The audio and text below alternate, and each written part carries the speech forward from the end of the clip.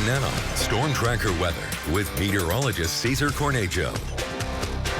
Good evening, Southeast Idaho and Western Wyoming. We are still tracking some winter weather for you, and that's because we have a storm system that's moving through over by the northern California coast and by the southwest Oregon coast. And all of that moisture is pushing through and has started to really produce some precipitation for us. We do have a winter weather advisory here in the eastern highland portion of eastern Idaho. We do have portions of the Central Mountains also under a winter weather advisory, and we do have a winter storm warning over in the Jackson Hole area, but then in the surrounding areas in the national park, also towards the southwest part of western Wyoming, is under a winter weather advisory. Theirs will end around 9 p.m. tomorrow.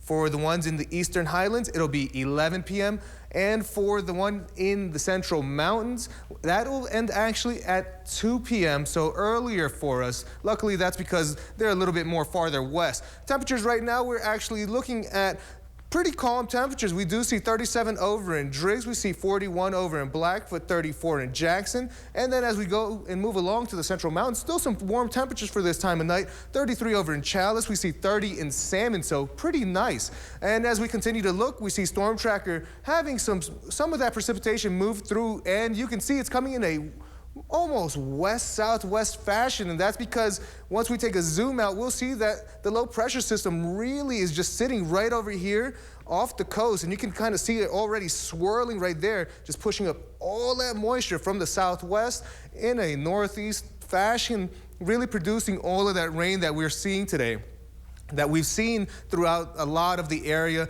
And throughout Future Tracker, we can take a look by the end of the show a little later. Some of the rain and snow will continue to push through here in the southern part of the state and towards the eastern highlands, and it's going to be something that goes on throughout the night. 4:30, we'll see quite a bit more on the I-15 corridor, where it'll be rain, luckily for us, and that's because of that southwest air once again keeping us on the warmer side. But then once we move along to the afternoon on Sunday, we're still going to remain pretty cloudy, and then there's the possibility of having some mixed precipitation throughout the night, and it'll just continue throughout the day. And your highs, or your lows, will be on the cooler side for us. We'll see a bit of cold temperatures coming through into the area. Tomorrow, your highs will sit nice. It'll be around the 30s, a little bit on the cooler side, but closer to average. Bodes well for that winter snowpack. And for your Southeast Idaho Chevy dealer 7-day forecast for Pocatello, we do see that possibility of rain and snow tomorrow.